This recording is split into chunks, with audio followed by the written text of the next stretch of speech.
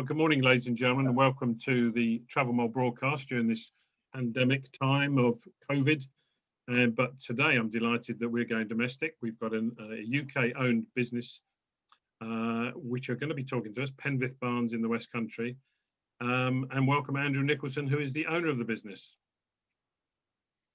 Hi, Graham. How are you? Not too bad, actually. Not too bad at all. Andrew, perhaps you can tell me a little bit more about what Penvith Barns is. Is it just purely a bed and breakfast?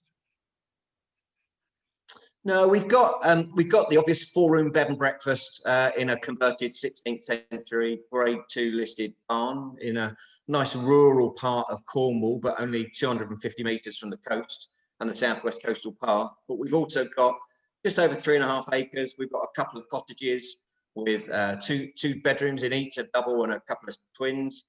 And during the summer, we have 3 yurts up on one of our paddocks that look over the valleys and over the fields.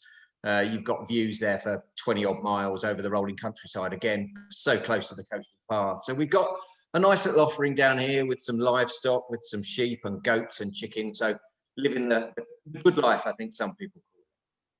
So you're not actually making your own wine out of pig swill or anything yet? You're not gone to that level of the good life? We're not quite there yet, but the corporate monster in me says that's Q4. Let's talk a little bit about 2020. It's been obviously for all walks of life, it's been interesting, but particularly in the travel industry, which obviously we're in, tourism industry. At the beginning of the year, obviously in lockdown, then you would have had no visitors, but has 2020 in some way been a good year for you? With, everybody would assume that if you're running a bed and breakfast in the West Country, you've been jam-packed full since the day that the Prime Minister gave us the opportunity to travel around the country. Yeah, so since the 4th of July, we've been full, as you would expect any decent, self-respecting hospitality business in Cornwall and the southwest to be full. But you'd be full anyway. So we lost 107 days from the last part of March through to the 3rd of July of being closed with no income, no income stream at all, yet plenty of money going out. Which it doesn't matter what you do to your prices during the last 2, 3, 4 months of activity, it's very, very difficult to fill that hole. The government did offer some support and we took the hospitality grant that was offered to us, but it literally didn't touch the sides in the grand scheme of things, because as a business, we would expect to be full from the first weekend of May through to pretty much the last weekend of September. And coming from a tour operating and travel industry background, both my wife and I have been able to yield our rooms and our availability to make sure we maximise every opportunity rather than just put one price out there for a season or another price out there and build it, they will come, Kevin Costner approach. So ordinarily we would be full, but we certainly won't full obviously for that May, June and early part of July. So you've had a fairly intense 2 or 3 months of activity. What does it look like now? We're in half term. I mean, I'm looking out my window now and the weather's bloody awful, but you're in half term. What does the rest of the year look like for you? So we're not a traditional family aimed bed and breakfast. So all of our rooms are either king size beds or doubles. So we don't necessarily attract young families or couples with kids. Don't get me wrong, we get inquiries for it, but we don't cater so heavily towards that market. But we do obviously have lots of teachers and people involved in the education industry or environments that do come and stay because that's their time off too. October's been pretty strong for us. It would ordinarily be strong. We'd have a little bit maybe in the middle of October and then pick up again at the end of October for half term. But we haven't seen that dip during the middle part of October. It's been very, very strong. November's not looking too bad, but it clearly does tail off. And as you're looking outside of your window, looking at the rain in West Sussex, well, we have that true liquid sunshine down here in Cornwall. And last year, so talking about the rain, last year we came off a particularly bad winter where I think the local news said we had 17 dry days from the 31st of October till the 1st of April. So it didn't make it attractive to people to come down to Cornwall during the winter. So you have a bad winter and then shut from March till July. It made it difficult. It made it very difficult. And we just started the project to convert one of our paddocks into yurts. So as I said earlier, we've got 3 yurts with wood burners on huge decking platforms with an amenity building with private bathrooms, private showers, toilets, flushing toilets rather than compost toilets. So kind of high end, almost glamping camping, but not, it's not boutique, but they're certainly very good. So that was money going out left, right, and centre without anything coming in at all. So it's been a challenge for sure. And what are your thoughts and dreams of next year? I mean, based upon what you've just told me, I mean, it sounds to me that if you've got a long term forecast, or even if I knew, for example, that the week after next was going to be dry and sunny, even though it might be cold, an establishment like yours may be just the job, if you like, to get away from it all. Cornwall's hugely popular, and the reason we chose this location is because the access to a large part of the country. The further west you go in Cornwall, the more difficult it becomes because the road network becomes narrower and less accessible, but even though the volumes of people are still going down there. So we have a high and far reach of people within a 3-hour drive that are prepared to make that journey to this kind of southeast corner of Cornwall, which is largely unspoiled and largely untroubled by mass swathes of tourism, but still just as beautiful. So we still expect to have a relatively good winter and spring.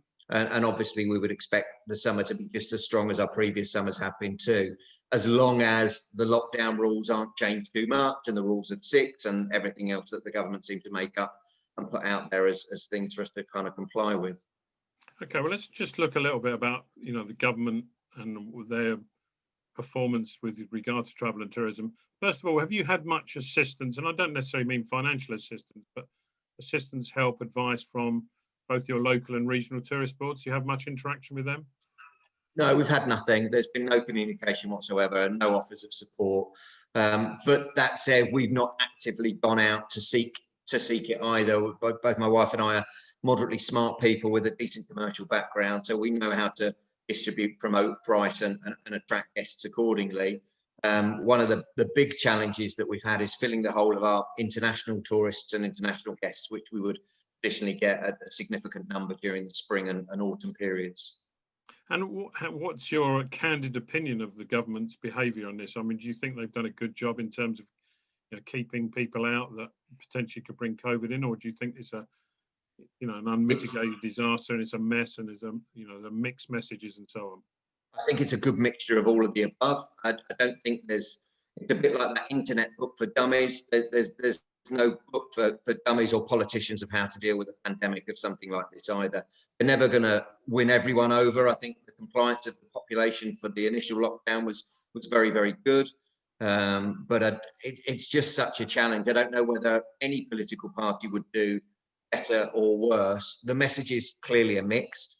The local lockdown approach that we're seeing now is not one that I'm particularly in favour of, but that said, we're still getting business from it, whereas a national lockdown would mean we wouldn't.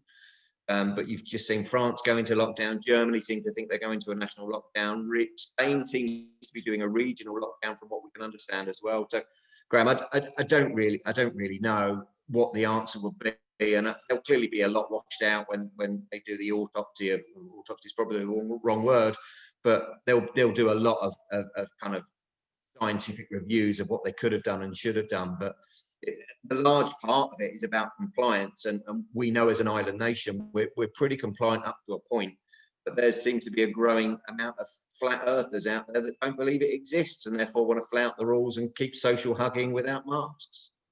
Do you feel, though, now, if you like, given yours and your wife's tour operation and commercial background, in effect, you're on the other side of the fence now, you're trying to flog your place to various booking channels and so on, and you're in tourism now as opposed to travel? Yeah.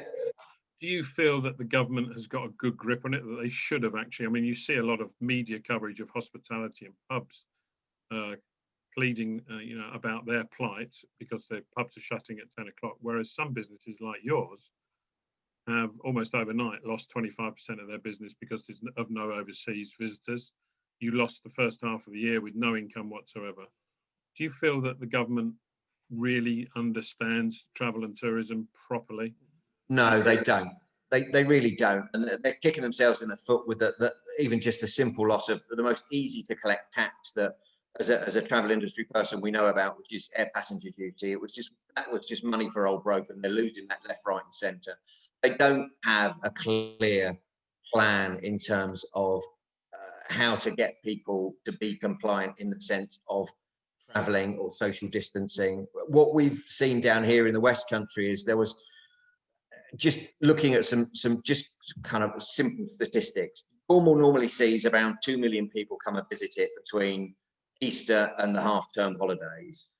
July and August alone had 2 million people come to Cornwall. So there was this massive fear that this would be the surge and rise in pandemic. And frankly, the locals were nervous because there isn't the infrastructure down here to handle it. You've got 2 hospitals, one in Truro and one in Plymouth, that have got, you know, a couple of dozen ICU beds if you're lucky. And they were already a third full, and both hospitals under special measures. So you could understand why a lot of the locals were so worried about it. But what you've seen is the hospitality business, both restaurants, pubs, bars, and places like us, absolutely stretch the rules to fit as much as they can with regards to PPE and social distancing, so that you haven't seen that spurt and growth of a pandemic down here within the local communities, because there's shields everywhere. You can't get in a taxi without a mask. The rule of kicking people out at 10 o'clock into the streets from restaurants and bars is ludicrous, because there's more people on the streets now at 10 o'clock of a night than there is at any other point in the evening from about 6:30, all congregating to try and get a taxi home, or queuing outside the takeaway bars, or all just drunk and running up and down the streets with kids running with trays full of beer to the beach. So that's wrong. But you've still got the volume of people down here, but then still being out on the street. So the message from the government isn't clear and isn't helping whatsoever in that sense. Do you think that, bizarrely, the pandemic will actually prove or give the opportunity for government to recognise travel and tourism, and actually have someone at the top table that understands it, that argues its corner, and indeed puts it in its rightful place, which is a very, very important sector of not only of our economy, but of our community? And that without that, the tourism industry in particular, will never, ever get proper representation, because people just don't understand it. Yeah, you'd hope so, Graham. You really would. But I mean, if the government haven't done it, and the previous government before that haven't done it, then I'm not quite sure why they would now. As an industry, it's never been the best at lobbying for itself. I mean, we saw that with the Safe Travel campaign, and this might be a bit kind of lacking in diplomacy, but you've got a Safe Travel, Twitter war going on with people trying to retweet this and retweet that.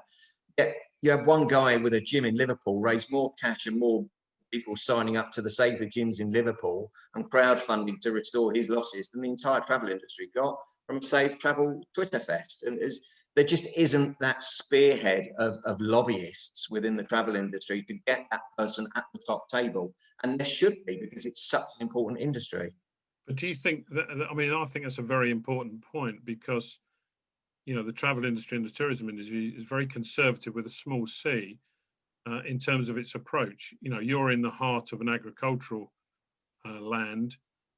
If there was something to do with farmers, they'd probably now be, 5,000 sheep parading around Westminster. I don't think we wouldn't get to the point of typically French Revolution and burning ties in the streets, but farmers and agriculture would certainly be a bit more raising their pitchforks than the travel industry would or should or could be doing. The downside is that the travel industry is inherently disparate in terms of freight, cargo, aviation, tourism, inbound and outbound, tour operating. And it's airlines that have the government's ear, and we've seen that from all the time.